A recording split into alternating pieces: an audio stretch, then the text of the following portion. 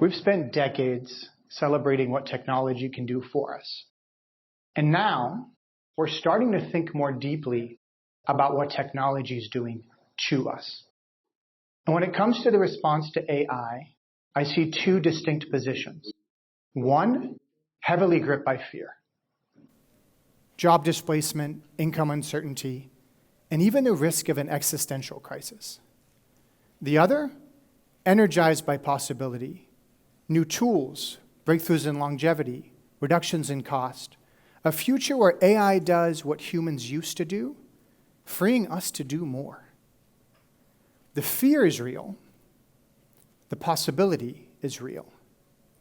But beneath both conversations is a deeper one we're not talking enough about.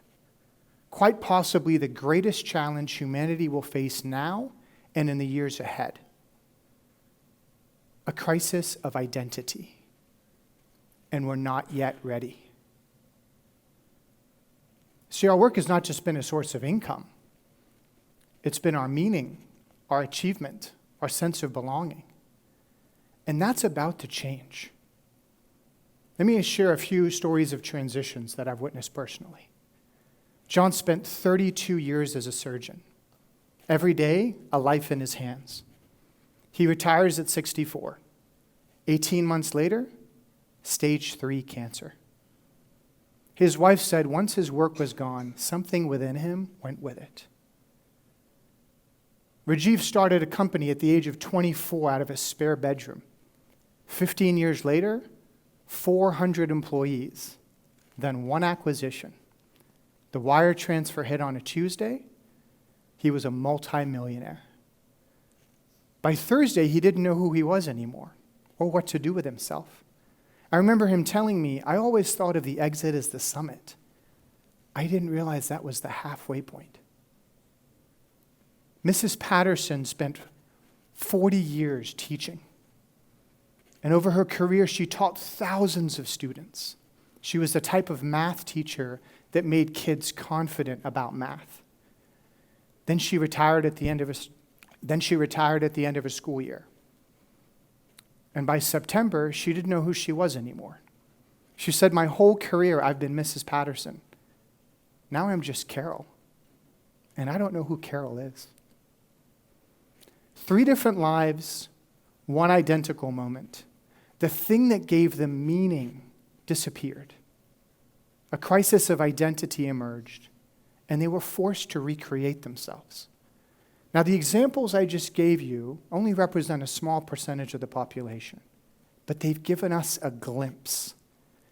Now, imagine those transitions at scale.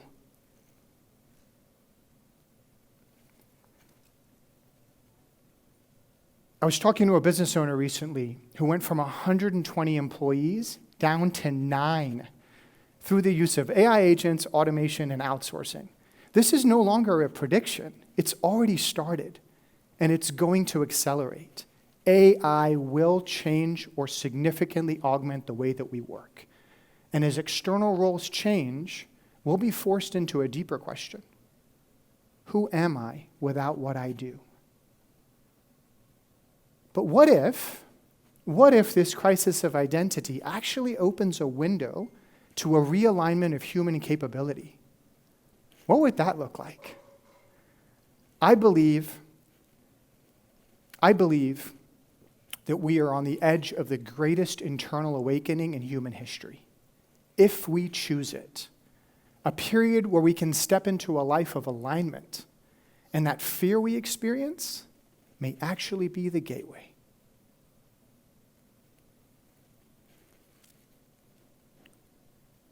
I've spent years working with entrepreneurs through major events and life transitions. And what I've learned is the ones who navigate change and uncertainty, who seemingly thrive through it, aren't the ones with the most comprehensive understanding of the external world. They're the ones who are most clear about their internal world. They have what I call internal alignment. And it's exactly what we need in this new age of transformation. It's that inner knowing that whispers to us when all the noise is turned off and guides us to what's true for us. Internal alignment, or IA, is your most important form of intelligence as we navigate AI. And it's completely human, completely yours, and completely irreplaceable. Internal alignment's been around our entire lives, but we're buried under layers of conditioning.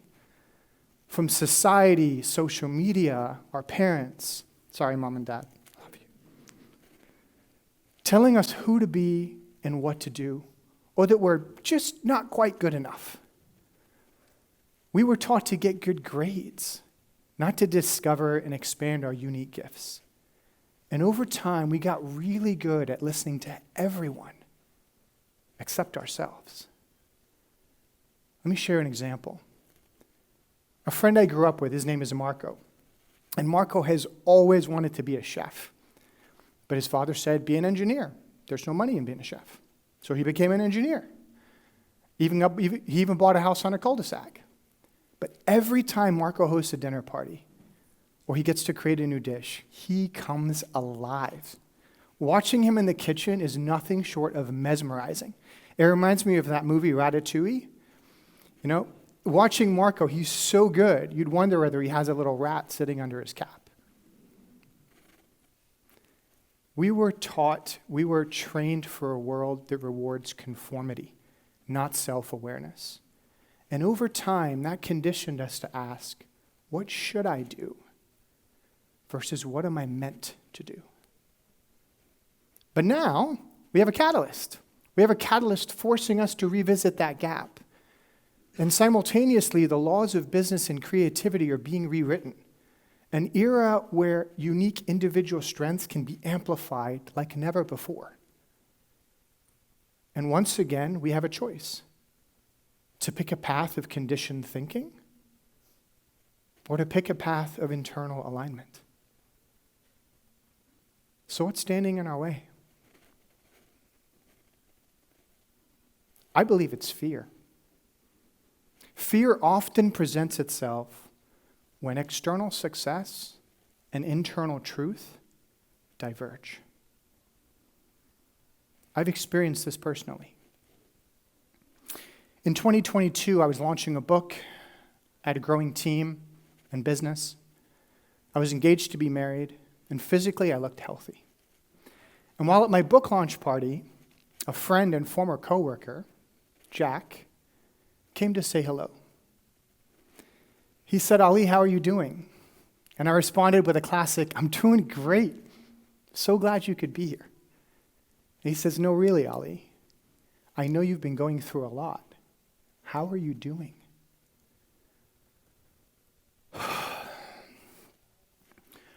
My heart sank to my stomach. I was filled with emotion. But I held it together. And I said, I'm doing good, Jack. It's kind of a left foot, right foot thing at the moment, but I'm making progress. I'm getting there. Internally, there was a painful tension, and it wasn't going anywhere. What I didn't realize at the time was that this simple question, this moment of being seen, would uncover a truth I could no longer ignore. I had hard decisions to make about my team, my business vision, my health, and even my personal relationship. But I had delayed them. I had rationalized all the reasons why everything was going to be fine and why I should keep pushing forward. And you know what they say about rationalizing? They are rational lies. Deep down, I knew I was misaligned. And the path forward required changes that felt overwhelming. Changes to almost everything. The stress had become so physical that I developed vertigo. And one day, while getting up from a chair, I lost my balance, fell, and hit the floor. And as I sat on the ground with my head in my hands, I asked myself, how did it come to this? And in that moment of pause, I realized something I could no longer deny. I had lost my peace.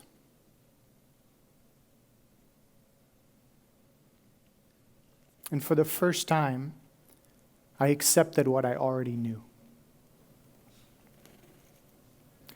Looking back, the fear and tension I was experiencing, it wasn't random. It was a compass leading me toward a path of internal alignment. And that got me thinking differently about fear. Fear is a strange emotion, unlike any other.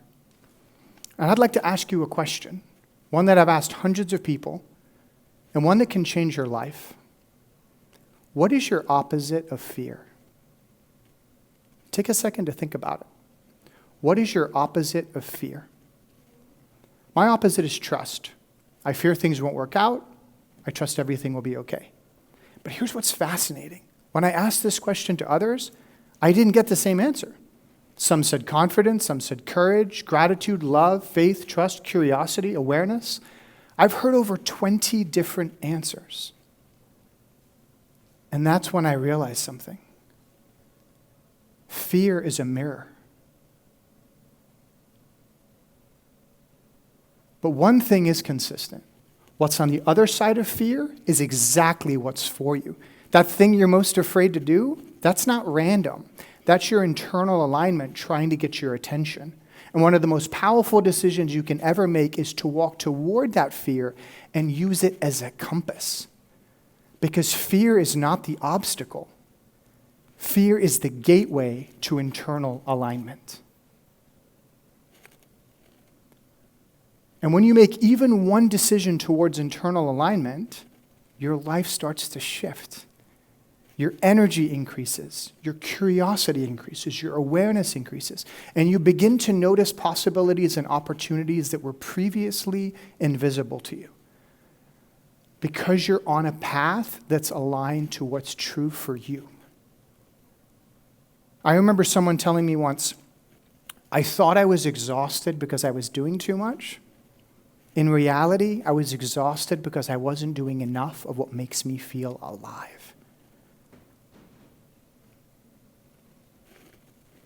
So a few months ago, Jack and I had a catch-up conversation.